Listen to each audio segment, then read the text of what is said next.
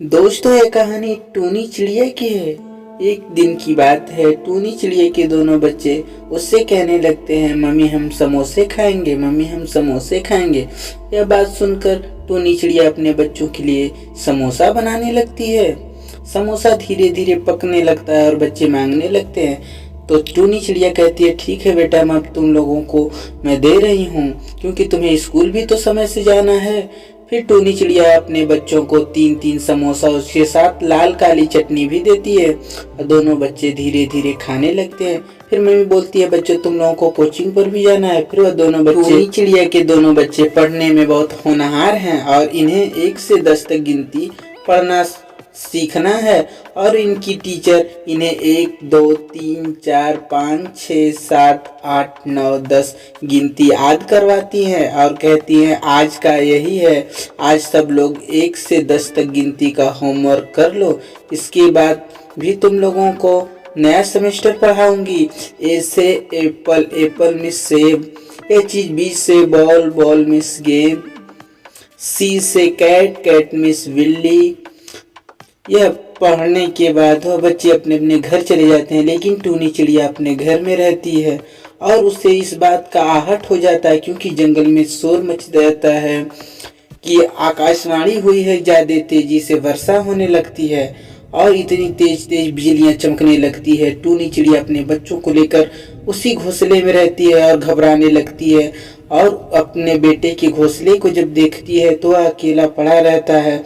उसे इस बात का डर है कि चलो बच्चा मेरे पास, अगर घोंसला गिर भी जाएगा तो हम दूसरा घोंसला बना लेंगे। और यह बात टूनी चिड़िया के दिमाग में पड़ जाती है। टूनी चिड़िया अपने घोंसले से यह सोचती है कि क्या आज जो घोंसले में अंडा है, क्या वो मेरा अंडा बचेगा कि नहीं। इसी को देखते देखते बारिश तेज से आ जाती है और जिस घोंसले में अंडा रहता है वह घोंसला भीगने लगता है और बारिश इतनी कड़कड़ाहट रहती है कि पूरे जंगल में इस बात का शोर मच जाता है कि आज पंछी बाहर नहीं निकलेंगे। यह कहानी अच्छी लगी तो चैनल को जरूर सब्सक्राइब करें।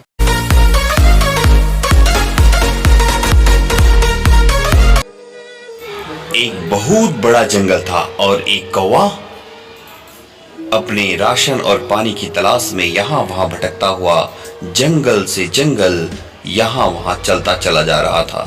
उसे बहुत जोर की प्यास लगी थी, पर क्या करे, उसे पानी तो मिलने वाला था ही नहीं।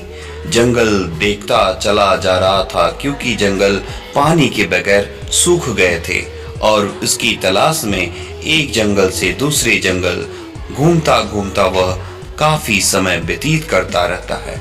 उसके मरने की कगार पर पहुंचने के बाद वह एक बहुत बड़े पहाड़ के पीछे मैदान के बीचों बीच पहुंच जाता है। फिर कौवा धीरे धीरे कुछ और आगे बढ़ने लगता है और कौवा बहुत परेशानी में रहता है। कौवा अपने मन ही मन सोचता है कि अब जान नहीं बचेगी, क्योंकि अब सारे तालाब और नहरें सूख गई हैं। फिर वह दूसरे गांव की तरफ अपना रुख करता है। रुख करने के बाद जो एक गांव के पास एक कुआं देखता है तो उसे कुछ उम्मीद जगती है। जब वह कुआं के पास आकर बैठता है तो कुएं में झांकने के बाद देखता है कि यह कुआं भी सूख चुका है। फिर वह कौवा वहां से गुस्से से उड़ जाता है और दूसरे गाँव की तरफ मैदान में किसी व्यक्ति ने पक्षियों के लिए मटके में पानी रखा है। फिर कौवा मटके में ताकता है तो पानी आधा ही रहता है। फिर कौवा बार बार यह सोचता है कि अब क्या किया जाए। वहीं कुछ दूरी पर उसे ईंट के रोरे दिखते हैं और रोरों को पंजे में फंसा फंसा के बार बार वह मटके में डालता है और मटके में डालने के बाद जब वो पानी ऊपर होने लगता है तो कौवे की उम्मीद जग जाती है और कौवा धीरे धीरे पानी पीने लगता है और पीने के बाद वह अपने गांव की तरफ रुख करता है। जब अपने जंगल में आता है तो खुशी खुशी अपने जंगल की तरफ जा रहा होता है और सभी पक्षियों से शोर मचाते जाता है कि जंगल में पानी रखा है, जिसकी जान जा रही है वह जाके मटके से पानी पी सकता है। यह कहानी अच्छी लगी तो चैनल को सब्सक्राइब, वीडियो को लाइक, अपने दोस्तों को शेयर करना ना भूलें।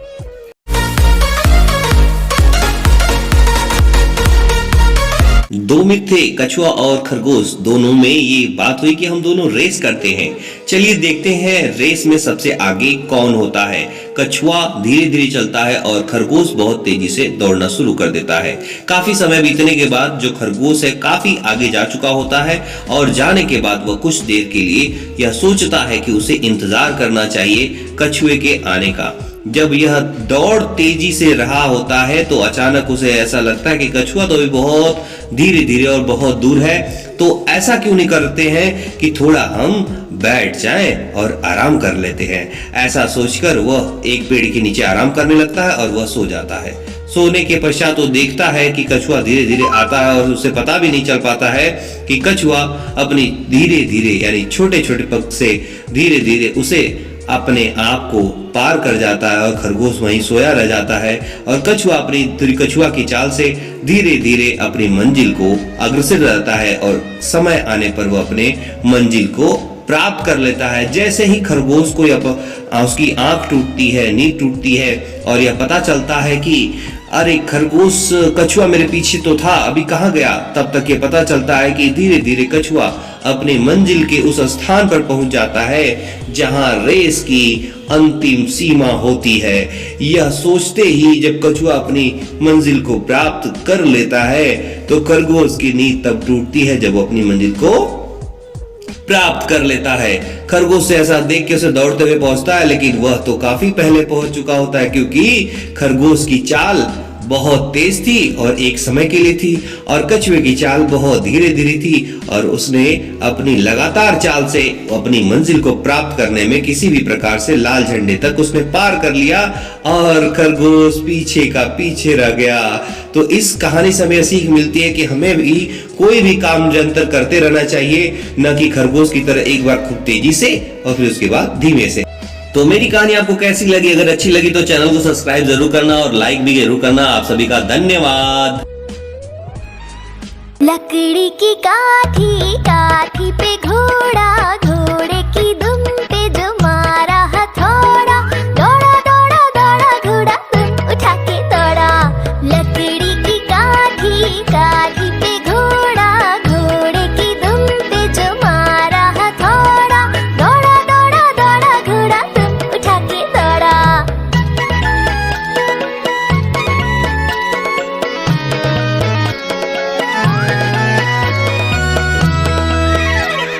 घोड़ा पहुंचा चौक में था नाई, घोड़े जी की नाई ने हजामत जो बनाई।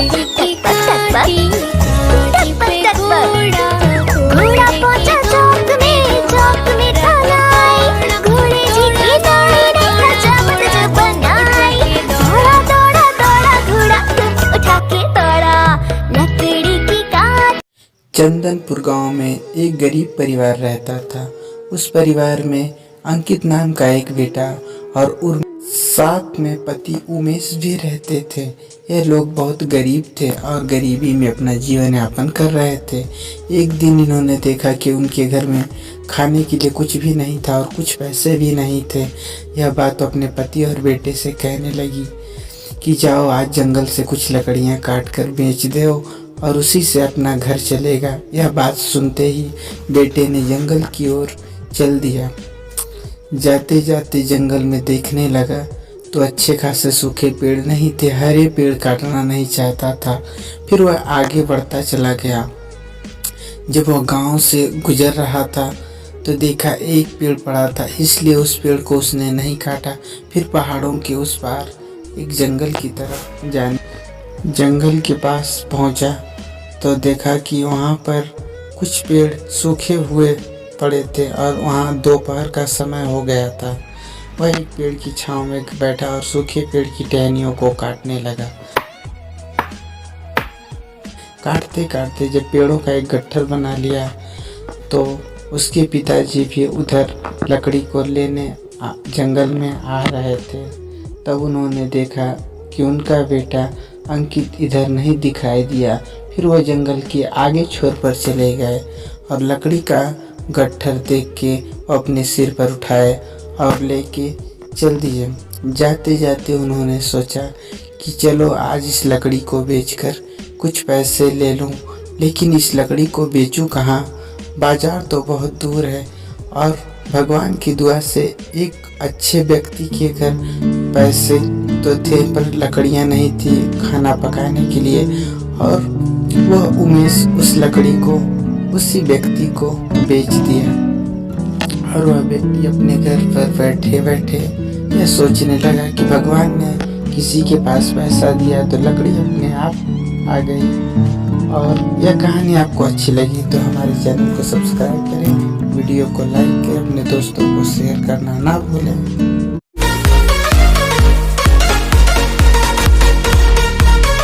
जंगल में एक लाल बुलबुल अकेला रहता था।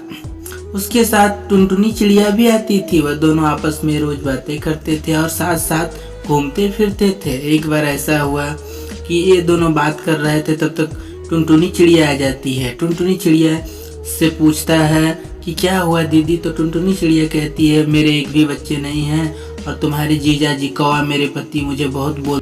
तभी वहाँ पर कालू कौवा आ जाता है और टुनटुनी चिड़िया से डांट डांट कर पूछने लगता है कि हाँ क्या कर रही हो? और टुनटुनी चिड़िया तब कहती है कि मैं बुलबुल भैया से मिलने आई थी। तब कौवा पूछता है कि घर पर बच्चे कैसे हैं? फिर टुनटुनी चिड़िया कालू कौवा से लगती है बताने कि जब आप नहीं रहते हो, चले जाते हो शिकार पर, तो किसान आते हैं और हर पेड़ को काट लेके चले जाते हैं और अंडे भी गिर जाते हैं और हमारे बच्चे नहीं हो पा रहे हैं और जंगल से सारे जानवर भी धीरे धीरे जा रहे हैं। अब बताओ कि क्या किया जाए? गांव की तरफ जाएंगे तो वहाँ हमें खाने के लिए फल नहीं मिलेंगे और अब तो किसान हो जाता है और जो बड़ियों को काट जा रहे हैं।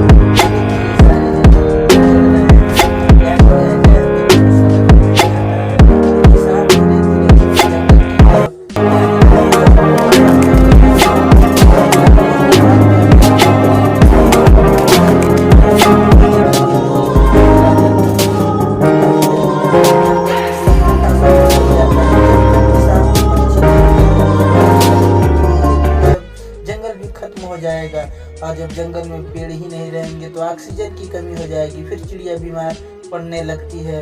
तब डॉक्टर टूनी आती है और टूनी इसका इलाज करने लगती है और इसकी हालत बहुत गंभीर हो जाती है। फिर वह कहती है तुम्हें इंजेक्शन लगाना पड़ेगा और उसे इंजेक्शन लगाती है और टुनटुनी थोड़ा थोड़ा ठीक होने लगती है।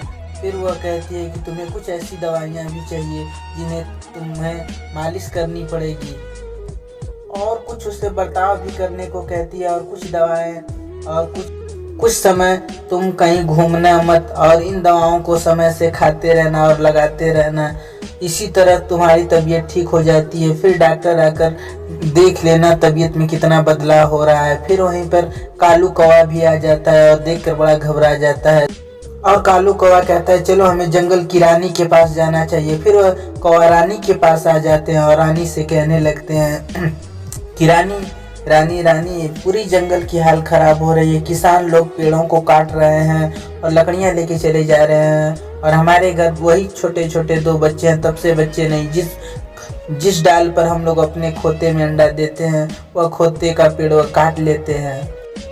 फिर पक्षियों की रानी कहती है चलो इस बात का पता लगाया जाए कि इनके पीछे कौन है और हम लोग शेर को बुला के लाएंगे। अगर शेर जंगल में रहेगा तो वह सब नहीं आएंगे। और यह खबर लेके रिंकी चिड़िया आ जाती है और रिंकी चिड़िया सब बात रानी से बताने लगती है कि रानी जंगल में बहुत से किसान लकड़ियां काट रहे हैं और कौवा भी इस बात में हामी भरने लगता है। तब यह सबको मालूम पड़ने लगता है कि हाँ जंगल में लूट मची है और यह सब शेर को खोजने के लिए निकलने का प्लानिंग बनने लगती है। और ये सब कहते हैं कि हम लोग अलग अलग दिशाओं की तरफ अपना रुख करेंगे और जो सबसे पहले शेर को देखेगा और उसे यह कहकर बुलाना पड़ेगा कि वहाँ इंसान लोग आते हैं और शेर तभी हमारा साथ देने आएगा। जब शेर जंगल में आएगा तो ना किसान आएंगे और ना हम लोगों का घर बिगड़ेगा। और तभी दोनों चिंकी मिंकी, तभी कौवा दूसरे जंगल की ओर निकलने लगता है और यह बात शेर से कहने की तैयारी में कौवा पहुंच जाता है शेर के पास। तब वहां शेर बैठा रहता है। तब कालू कौवा शेर से लगता है कहने और उसको डर भी लगता है अगर मैं बढ़ गया तो शेर मुझे खा जाएगा। और वह शेर से कहने लगता है कि भाई साहब आप चलिए जंगल में, अगर आप जंगल में नहीं चलेंगे पूरा जंगल खत्म हो जाएगा।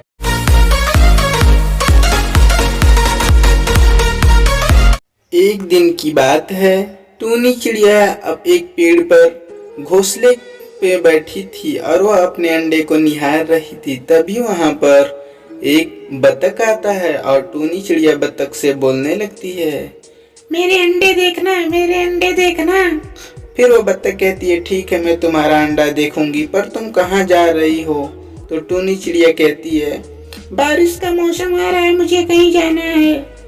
फिर वह टूनी चिड़िया इससे कहकर उसी के साथ बात करते करते दूसरे ओर निकल जाती है। फिर उससे कहती है, देखो बारिश आ गई, अब हमें चलना चाहिए। फिर वह टूनी चिड़िया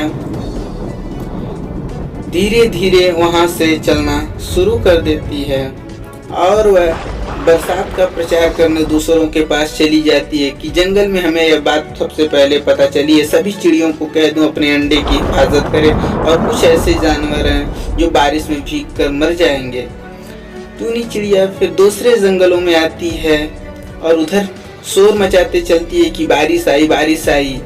तब इधर चिड़ियों का जो झुंड है वह आपस इधर उधर छिपने लगता है और कुछ चिड़ियाएं अपने घोंसले में चली जाती हैं और कुछ चिड़ियाएं आपस में इस बात को करने लगती हैं कि क्या सच में आज आंधी तूफान और बिजलियां कड़केंगी। फिर टूनी चिड़िया देखती है कि एक लाल कौवी अपने तीनों बच्चों को समझा रही है कि आज तुम बारिश और तूफान आएंगे, तुम लोग अपने घोंसले में बैठी रहना वरना घोंसला गिर जाएगा, बिजलियां तेज तड़क रही हैं, तुम सब सुरक्षित रहना। फिर कौवी और कौवा दोनों आपस में बात करने लगते हैं। फिर वहीं पर टूनी चिड़िया भी आ जाती है और टूनी चिड़िया उनकी बातें सुनने के बाद जब वो सुन लेती है उनकी बातें, तो फिर उनसे कहती है कि आज मत घूमना क्योंकि आज बारिश आ रही है। तब वो चिड़िया चली जाती है। फिर टूनी चिड़िया देखती है कि दो कबूतर और टुनटुनी चिड़िया आपस में बात कर रहे होते हैं। तभी बिजलियां तेज से तड़कने लगती है। फिर टूनी चिड़िया सोचती है कि चिड़ियों को तो मैंने समझा दी, पर चींटियों को कैसे समझाऊं। वहीं से उसे बुलाने पर पेड़ से एक चींटी उतर कर आती है। फिर टूनी चिड़िया उस चींटी से कहती है कि आज तुम लोग पेड़ के ऊपर मत बैठना क्योंकि आज आंधी तूफान बहुत तेजी से आएगा। तब वो चींटी बोलने लगती है, तो हम क्या करें। तब टूनी चिड़िया कहती है, आज कुछ करना नहीं है क्योंकि आज तुम्हें जड़ों में रहना है, क्योंकि बारिश का मौसम हम सबका जान ले लेगा, क्योंकि बारिश तेज है उसके साथ भी तेज तेज बिजलियां चमकेगी। फिर यह चींटी बहुत देर तक सोचने लगती है कि अब हम लोग क्या करें। हमारे इस चैनल को सब्सक्राइब करना ना भूलें, जरूर सब्सक्राइब करें, लाल बटन दबाएं।